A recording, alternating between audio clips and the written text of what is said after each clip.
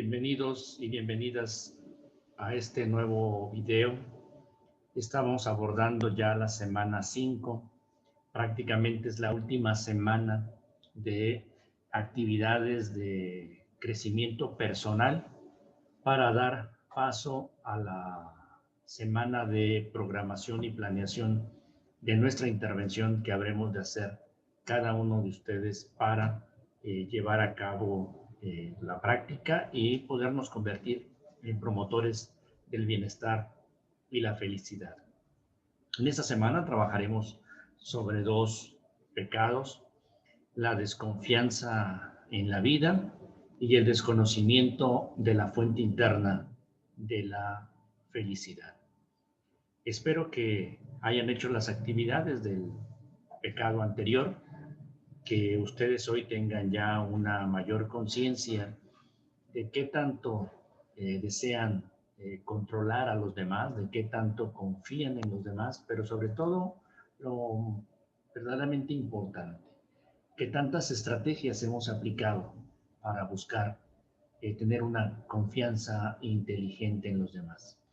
Porque es la práctica lo que nos va a permitir incrementar nuestros niveles de felicidad. Es la práctica la que va a darnos muestra de que estamos priorizando la felicidad, que la felicidad no se espera, que la felicidad no se desea, sino que se trabaja. Espero que vayan al corriente en sus actividades, espero que hayan avanzado, sobre todo en las experiencias, en la aplicación de las prácticas, y obvio también hay que reflexionar sobre lo que estamos haciendo y sobre las experiencias que tenemos. Es la reflexión lo que nos va a permitir tener elementos para cuando vayamos nosotros a replicar las actividades en la familia, en la calle, en la colonia, en la sociedad, donde decidan ustedes impactar positivamente en la promoción de los niveles de felicidad. Reitero, bienvenidos a esta última semana de, podríamos decir, teoría y de crecimiento personal. Empezamos con el primero de los pecados, que decíamos es desconfianza en la vida. Después de haber trabajado la desconfianza en las personas, pues hoy estaremos trabajando la desconfianza en la vida en general. Entonces, tengo esta presentación para ustedes. Espero que les guste, les sea de utilidad. Y decíamos, sexto pecado, mortal o capital de la felicidad, del doctor Raj.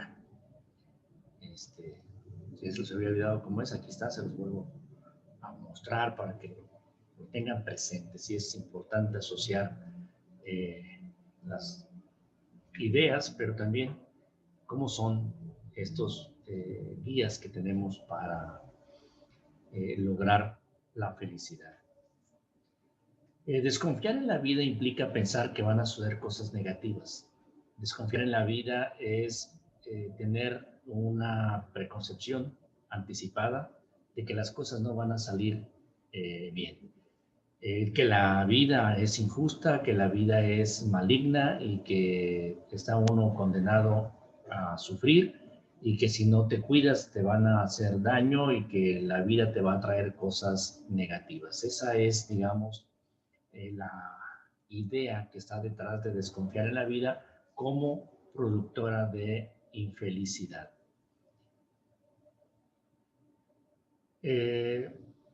Aquí tenemos una clásica imagen de la vida. Es la historia de la cigarra y la hormiga, una haciendo su papel de recolectar cosas para la vida y la otra viviendo la vida, pero con una consecuencia, podríamos decir, cruel para la cigarra. Entonces, si bien es cierto que debemos tener confianza en la vida, tampoco debemos comportarnos como la cigarra, es decir, preocuparnos por la vida nos lleva a que planeemos, nos lleva a que diseñemos nuestra carrera. ¿Ah? Si decimos que no importa el futuro, pues tendríamos una vida probablemente como la de la cigarra, pero por el contrario, si hacemos todavía lo que hace la hormiga, pero la hormiga no piensa, la hormiga no reflexiona, la hormiga no desconfía, es su instinto de trabajar y recolectar los alimentos. A diferencia de la hormiga, los humanos pensamos y los humanos tenemos esa capacidad de pensar en el futuro, pensar las cosas que no existen, y ahí es donde luego podemos pensar que las cosas se ponen color de hormiga. Y digamos, los extremos de preocuparnos demasiado por la vida, por las cosas que todavía no suceden o por lo que nos vayamos a topar por la vida, es negativo. Como también es negativo no tener ninguna previsión. Hay que prever lo que pueda pasar para tener un equilibrio. Al final de cuentas, si se dan cuenta, la mayoría de los pecados nos llevan a eso, que tengamos un equilibrio, porque también una actitud irresponsable pues, nos puede llevar a pagar las consecuencias. La desconfianza en la vida, nos dice Boom, sí que es la preocupación de eliminar el dolor del mañana, pero lo que realmente hace es eliminamos la fuerza de hoy. ¿Sí? O sea, si estamos demasiado preocupados por quitarnos el dolor de mañana, podemos perder el presente. Entonces, ¿por qué de alguna manera nos puede generar infelicidad la desconfianza a la vida? Nos genera infelicidad ser desconfiados en la vida. ¿Por qué? Porque es normal la incertidumbre, no sabemos qué va a pasar, no sabemos qué pueda pasar, y al contrario, si nosotros exageramos lo que pueda pasar en el futuro, pues esa incertidumbre la magnificamos. Entonces, como la mayoría de las causas de la infelicidad es miedo, y el miedo al futuro. Entonces, si uno está con miedo a lo que va a pasar, no es una relación adecuada esa actitud.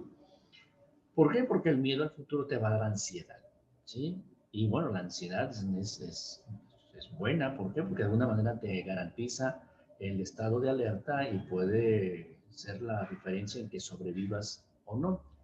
Entonces, es un estado de alerta que te permite preocuparte y ocuparte por el futuro. El problema es cuando esa desconfianza o esa ansiedad se convierte en patológica, es decir, eh, tu superalerta te lleva a que tengas una actitud que estarías sobre reaccionando a eventos que todavía no suceden o que probablemente no van a suceder. Y que se encontró, bueno, se encontró que cuando las personas tienen problemas de ansiedad patológica, segregan sustancias en el cerebro que les llevan a producir infelicidad. Dice que hay una neurocina que se produce en la amígdala, y ahí se producen las sustancias relacionadas con el miedo. Entonces, digamos que hay un daño a nivel de el cerebro, lo que nos puede llevar incluso a no poder actuar. Y eso pues nos lleva a relacionarnos inadecuadamente con las personas que nos rodean. Decíamos que la felicidad es relacionarnos adecuadamente con las personas que nos rodean, pero si nosotros tenemos desconfianza, no lo vamos a lograr. La felicidad es también, digamos, una relación adecuada con la vida en general. Y nos dice que la desconfianza se produce porque viene de un ángulo muerto. Es decir, hay cosas que luego no podemos ver completamente, y lo que menos podemos ver es el futuro. Por lo tanto, ahí hay un espacio para la imaginación, hay un espacio para que crezcan nuestros miedos. ¿Por qué? Porque tenemos un ángulo muerto, y normalmente son las predicciones. Si uno se pone a hacer predicciones esas predicciones son producto de que algo no estás viendo y como no lo ves, ¿qué vas a hacer? Vas a buscar llenarlo con algunas ideas. Entonces, y lo lamentable, dicen, el producto de esas predicciones, de que si tú piensas que algo va a pasar mal, dice, tú ya tienes el principal ingrediente para que pase eso mal. Es decir, eh, si uno predice que las cosas van a pasar mal, estás de alguna manera generando esa sugestión para que tú mismo provoques que las cosas vayan mal. Y las predicciones, dice, pues incrementan nuestros miedos y al incrementar nuestros miedos incrementa la infelicidad. Y nos dice Tutu en el libro de la alegría que el coraje no es la ausencia de miedo, sino la habilidad de actuar a pesar del miedo. Entonces, hay formas de sobreponernos a esos miedos que nosotros alimentamos.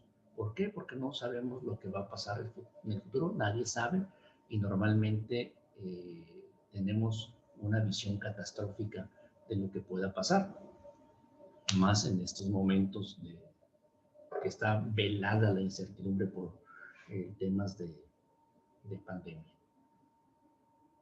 Y bueno, seguramente han escuchado esta frase, que la burra no era arisca si no lo hicieron. Es decir, la gente desconfía porque ha tenido algunas causas fundadas o infundadas, pero podríamos decir que hay algo en nuestra cabeza que nos hace desconfiar en la vida. De entrada, la vida nos dice que no es recta. ¿Sí? Normalmente uno tiene una visión de decir, pues voy a terminar la preparatoria, termino la preparatoria para hacer la carrera, hago la carrera, tengo un trabajo y tiene uno una proyección de lo que va a pasar en la vida. Sin embargo, en esa proyección, pues la vida no es recta, la vida es sinuosa y los caminos son, no siempre son supercarreteras. Es decir, hay caminos como el de la imagen, ¿verdad? Que son difíciles, son sinuosos, son bifurcados, son escarpados. Y a veces, pues como dice la canción de Andares, no hay camino, se hace camino al andar. Entonces, a veces eso nos frustra porque uno piensa que las cosas van a ser de una forma y resulta que así no suceden. Pero ese no es el problema es lo que nosotros pensamos sobre ese acontecimiento. Entonces, la vida nos va poniendo enfrente algunos obstáculos para cambiar de camino o para visualizar otros caminos o construir otros caminos. Entonces, esa desconfianza a la vida es la suma de recuerdos negativos y a veces ni siquiera los tenemos en el consciente, o sea, están en el inconsciente y ahí están grabados y cuando hay algo que detona esa experiencia, nos trae esos recuerdos y nos hace aún más desconfiados en la vida. Entonces, recuerdos, experiencias que tenemos, pero sobre todo las expectativas. Si uno dice, yo quiero hacer esto y nada más, diseñas un camino o solamente tienes una alternativa, o sea, la vida no tiene alternativas. Si solamente tienes dos opciones, no tienes opciones, tienes dilemas. Entonces, uno debe construir distintas alternativas para llegar a sus metas e incluso debe tener distintas metas. Entonces, si nuestra expectativa es solamente una y de una sola forma, eso nos puede llevar a tener malas experiencias. Y lo hemos dicho desde el principio, falsas creencias.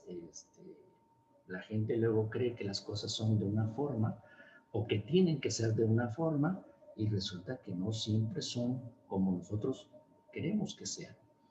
Y al final de cuentas, todos estos hechos que enfrentamos en la vida, nosotros tenemos un hábito o un mal hábito de calificarlos como buenos o malos. En la vida suceden las cosas, nosotros somos quienes les damos el calificativo de bueno o malo. Y muchas cosas suceden y para ti puede ser malo y para otro no puede ser malo y para otro puede ser bueno. Entonces, depende del cristal con que lo mires. Entonces, las cosas son como son. Nosotros somos quienes ponemos un adjetivo Y ahí cuando empezamos a adjetivar es cuando tenemos problemas de confianza, tenemos problemas de infelicidad. Hay una historia, seguramente la conocen, muy popular en las redes, donde dicen que había un campesino que un día decidió emprender un negocio. El lugar donde vivía, la gente requería de caballos para hacer labores del campo, para cultivar, para arar la tierra, e incluso para algunos viajes cortos o algunos mandados. Entonces, este campesino pide un crédito para comprar un caballo y hace su corral, lo tiene ahí muy bien cuidado, bien alimentado, y un día el caballo brinca la cerca, sale y se va del potrero y se queda con las ganas de ser emprendedor y se queda con la deuda. Sus vecinos, que eran gente muy buena, muy amable, fueron a verlo y le dijeron: qué pena, tú queriendo emprender y el caballo se te va. Qué mala suerte la tuya, apenas que habías iniciado el negocio. El campesino dice: mala suerte, buena suerte, quién sabe. Y se van un poco así como extrañados los vecinos. ¿Por qué diría eso? Si se le fue el caballo, ¿por qué mala suerte, buena suerte, quién sabe? Y resulta que a los pocos días el caballo regresa, porque resulta que no era caballo, era yegua. Y la yegua había entrado en celo y había ido a buscar pareja y se trae junto con ella una manada de caballos salvajes, y pues llegaron directo al corral y los encerró, y ahora el campesino ya tenía la yegua seguramente embarazada, iba a tener potrillos y tenía además ya varios caballos más salvajes, y la gente tan buena onda del pueblo, de sus vecinos, viene a decirle: oye, qué buena suerte la tuya, tienes ya ahora muchos caballos. El señor les contesta: mala suerte, buena suerte, quién sabe. Y otra vez sus vecinos se van así como extrañados por la frase de buena suerte, mala suerte, quién sabe. Entonces, ahora había que ocuparse de los caballos, y los caballos eran salvajes, había que domarlos. Entonces, el hijo del campesino monta un caballo para domarlo, y al estarlo domando, el caballo lo tumba y le rompe unos huesos, y tiene que estar en reposo, convaleciente, con heridas graves porque el caballo lo había golpeado. Y los vecinos vinieron amablemente a decirle al señor que qué mala suerte que su hijo lo haya golpeado uno de los caballos. Otra vez el señor dijo: mala suerte, buena suerte, quién sabe. Y se fueron, como siempre, sus vecinos así extrañados. Y su hijo enfermo. En eso pasa que el rey donde vivía le declara la guerra al reino vecino, quien se habían disgustado. Viene el ejército y se lleva a todos los jóvenes en edad de ir a la guerra, excepto al hijo del campesino, que no podía ir a la guerra porque tenía los huesos rotos. Y nuevamente vinieron sus vecinos a decirle que qué buena suerte tenía que su hijo no haya ido a la guerra, a diferencia de los otros vecinos, quienes probablemente no regresarían. Buena suerte, mala suerte, quién sabe, dijo el campesino. Entonces, los fenómenos, lo que pasa ni es buena suerte, ni buena suerte, quién sabe por qué pasa. Entonces, las cosas son como las calificamos. No son ni buenas ni malas. ¿Qué tenemos que hacer para evitar concentrarnos en que las cosas son buenas o malas, o son resultados de buena suerte o de mala suerte? Lo que tenemos que aprender a vivir es el proceso. Uno de los problemas que nos generan desconfianza en la vida es que tendemos a centrarnos en el resultado, a calificar el resultado nada más. Y eso luego nos lleva a que perdamos de vista todo lo que podemos aprender en el proceso. Y la felicidad consiste en disfrutar lo que hacemos, disfrutar el proceso, no solo el resultado final. Al respecto, sin haber estudiado todavía temas de felicidad, yo podría decirle dos cosas que he aprendido y que de alguna manera han sido experiencia en este aspecto. Cuando uno se concentra o quiere un solo resultado, puede sufrir porque no se dan esos resultados, porque muchas de las cosas no pasan. En mi época de estudiante, yo fui vicepresidente de la Federación de Estudiantes y trabajé mucho con el propósito de ser presidente de la Federación de Estudiantes. Sin embargo, tenía en mente que probablemente eso no pasaría. Y no pasó, porque había otras opciones y, bueno, al final de cuentas se elige una persona distinta a su servidor. Y fue una experiencia de la cual aprendí, de la cual también obtuve resultados positivos. Pero sí fue, digamos, como una experiencia que en su momento yo le di muchas vueltas, me permitió aprender mucho, pero fue una experiencia que la estuve rumiando. ¿Por qué no? Porque sí, preguntas que a lo mejor no tenían que hacer. Entonces, al final de cuentas, gané más, probablemente, quién sabe, pero tuve experiencias gratas por no haber sido presidente de la FED. Probablemente hubiese tenido otras si hubiese sido. Entonces, no hay que casarse uno con un solo resultado, siempre debe uno buscar tener alternativas, si no se da A, buscar B, pero sobre todo decirles algo, o sea, yo disfruté muchísimo mi época en que fui vicepresidente de la FEC, en la que yo trabajaba para buscar la presidencia de la FEC. O sea, puedo decirles de cosas que hicimos que las recuerdo con mucho agrado. Hace algunos años menos, estaba de regidor en el ayuntamiento de Villa de Álvarez. Y uno de los caminos que podría seguir en la ruta era buscar otro puesto en la villa. Sin embargo, pues ya con más experiencia y además había llegado a mis manos este libro que están viendo ustedes de este monje tibetano, El corazón es noble, y de él aprendí lo que dice aquí en esta frase y lo apliqué en mi hoja de presentación, podemos decir, en mi carta de quién soy, puede leer esa parte. Y ya respecto a la villa, dice, albergo muchas esperanzas en la política y en Villa de Álvarez, pero trato de no tener expectativas. Puedo cumplir o no mis aspiraciones, de lo que sí estoy seguro es que éstas me configuran y guían mis acciones.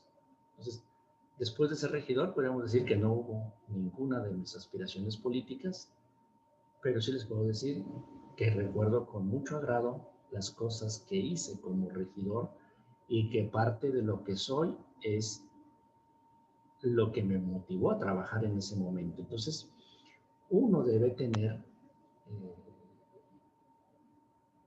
esa conciencia de que las cosas que uno quiere se pueden dar a veces y a veces no se dan, pero seguramente se dan por alguna otra razón. ¿Qué es lo que tenemos que hacer para combatir el pecado de la desconfianza en la vida? Nos dice el doctor Raj que uno, cuando tengas un problema, un resultado no como lo esperabas, recuerdes eventos pasados negativos, porque te vas a dar cuenta que fueron negativos, pero no fueron tan graves como tú lo pudieras estar pensando. Es decir, en la medida en que tú traes al presente cosas negativas del pasado, te van a ayudar a disminuir tu angustia o tu preocupación de algo que tienes en el presente. Entonces, Es bueno recordar eso y decir, sí, tuve un evento parecido a este que no se dio lo que yo quería. ¿Pero qué pasó? Pues no fue tan grave. O sea, no pasa mucho más allá de lo que ya me haya pasado. Ya lo viví, ya sé que puede pasar. Entonces ese es un primer ejercicio para tener una búsqueda desapasionada de la pasión. Es decir, te apasiona algo, pero no le pongas pasión. Es decir, como dijo el monje, ¿sí? De alguna manera. O sea, hay que tener aspiraciones, pero no tener expectativas. Es decir, se puedan cumplir o no se puedan cumplir. El tercer acto para la búsqueda desapasionada de la pasión es la gratitud. Es decir, cuando tengas un problema, cuando tengas enfrente de ti una adversidad, un momento difícil, busca qué le puedes agradecer a esa experiencia. Sí, o sea, no es que te agradezcamos que hay guerra, no es que agradezcamos que existe la pandemia del coronavirus, no, eso no hay que agradecerlo. Pero ya que estamos en estas circunstancias, estamos viviendo una experiencia. Esta experiencia, por ejemplo, de estar en clases en línea, pues no lo hubiésemos tenido si estuviéramos en la normalidad. Entonces, en la adversidad, ¿qué podemos agradecer por la experiencia, por la oportunidad de vivir esa experiencia, aun cuando sea negativa? Si uno se plantea esa pregunta de qué experiencia estoy viviendo, qué le puedo agradecer a esta experiencia, eso incluso va a hacer que encuentres felicidad en la adversidad. Y la tercera práctica que nos dice el doctor Ra que hagamos es que tengamos el hábito de escribir lo que nos pasa en el día. Ya hemos visto en ejercicios anteriores de escribir 3 cosas por las cuales agradezcamos. Bueno, hoy nos dice, busca escribir 3 cosas que te hayan pasado el día de hoy, que de entrada tengan la facha de que son negativas, que de entrada los hayas calificado como negativos. Y después, por cada una de esas cosas que has visto, ve por qué no fueron tan malas como las planteas al principio, o qué cosas buenas te trajeron. Es decir, lo que algunos otros autores llaman, hay que cambiar la perspectiva. Si de origen tú tienes algo y lo catalogas, lo calificas, le pones la etiqueta de que es negativo, procura ver qué cosas positivas salieron de ello. Y de alguna manera eso te va a permitir cultivar la búsqueda desapasionada de tu pasión. Y al final de cuentas, aunque es algo que luego no tenemos en nuestra idiosincrasia, en nuestro sistema educativo, al final de cuentas este es un tema prácticamente de actitud espiritual. Es decir, tener la capacidad de ver más allá de la realidad superficial. El tener una actitud espiritual es tener habilidades para ver en lo que nos pasa más allá de lo que cualquiera otro ve. Es decir, nuestra conexión con un ser superior. Que en nuestro sistema educativo, con el tema de la laicidad, pues, se borra el tema de esta dimensión del ser humano, o sea, porque como seres humanos somos cuerpo, alma y espíritu, pero del espíritu, podemos decir, se niega nuestro sistema educativo y se nos niega esa posibilidad de visualizarnos más allá de nuestra realidad material. Entonces, cuando tenemos esta actitud espiritual, tenemos una creencia de una conexión más allá de lo material nuestro, es decir, las personas que tienen fe en un Dios, el que sea, eh, que tienen una mayor espiritualidad, son personas con un mayor nivel de felicidad.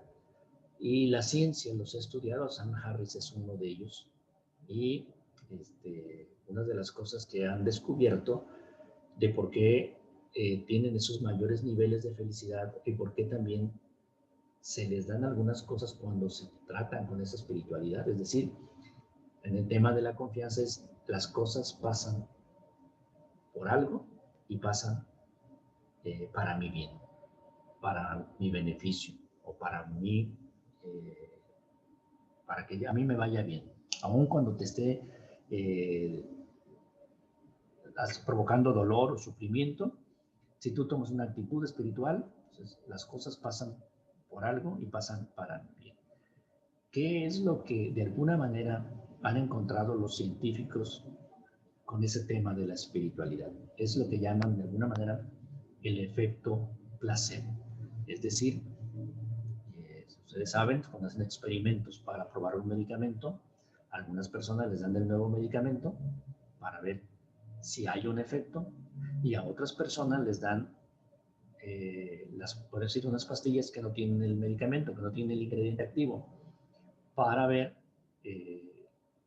si estas personas que les dan un medicamento por el puro hecho de decir estoy tomando medicamento, puedo yo aliviarme, es decir, el efecto placebo. Entonces, cuando las personas se refugian en una actitud espiritual, en una creencia de un Dios o de una religión, como consideren, les puede haber milagros o puede que sus problemas se resuelvan.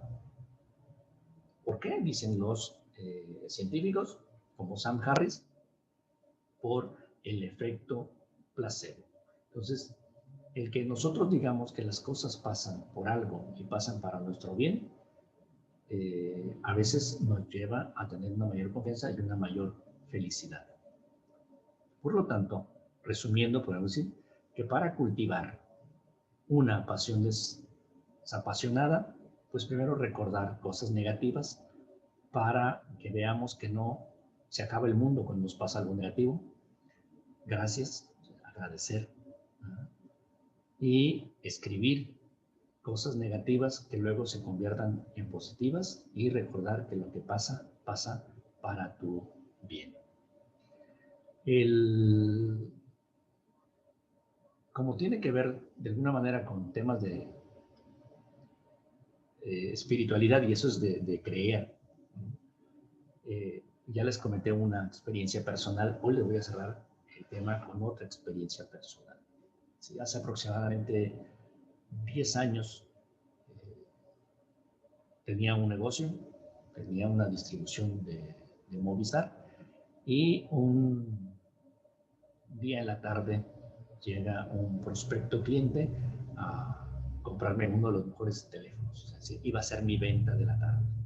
Y lo que pasa es que me asalta y me da 3 cuchilladas, una por aquí detrás de la oreja, la otra aquí en el pecho y la otra en la espalda. Las 3 cuchilladas eran mortales y me mandan al hospital. Afortunadamente el apoyo de mis vecinos de inmediato me auxiliaron y me llevaron en 5 o 10 minutos al hospital y buenas manos de los médicos me operaron y me quitaron ahí el daño. Y pues dado que mis niveles de confianza en la sociedad y en la vida se disminuyeron, vendí el negocio. Me deshice del Movistar y con tiempo disponible y también, hay que decirlo, con una actitud de gratitud a la vida porque me habían dejado seguir vivo. O sea, pude haber muerto en ese fenómeno. El doctor, de hecho, me dice, las 3 heridas eran mortales, pero allá arriba le tienen a usted una misión y tiene algo que hacer aquí en la tierra todavía, por eso no se lo llevaron. Entonces, a pesar de que había sido víctima de la delincuencia, de que casi me matan,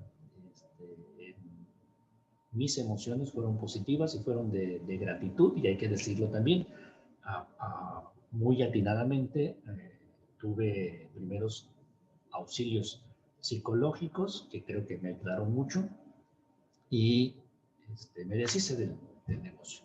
Entonces, tuve una experiencia la cual de alguna manera pues experimenté cosas en ese momento de vivir una tragedia.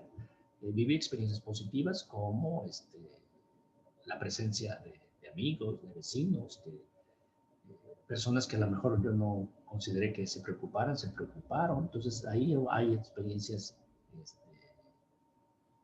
positivas en esa desgracia. Pero la más importante es que a partir de que cerré el negocio con problemas de gastritis por el mismo estrés del fenómeno, buscando alternativas, me fui a caminar a la unidad deportiva y caminamos y luego caminamos más vueltas y luego corrimos y después de eso pues nos convertimos en corredores de fondo y pueden ver ustedes aquí dos fotografías. Esta fotografía de rojo es para mí el primer maratón que corrí en la Ciudad de México. Aquí está el fondo del Azteca, una experiencia también maravillosa, donde también pude disfrutar el proceso, donde estuve entrenando 6 meses más o menos, y después de entrenamiento, ya cuando estaba listo, llegué a decir, si no corriese el maratón, aún así estoy muy feliz por lo que he vivido. Y esta fotografía es del último que corrí, San Luis Potosí. Entonces, gracias a ese incidente, yo creo que nuestra vida como familia cambió.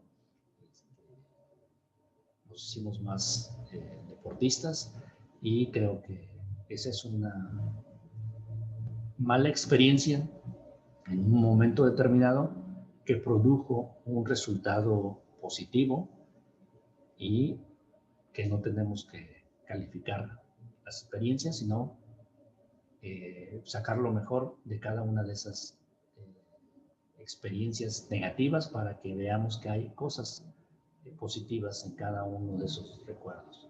Muchas gracias por su participación. Espero les guste este tema y que puedan hacer el ejercicio que está a continuación en la actividad.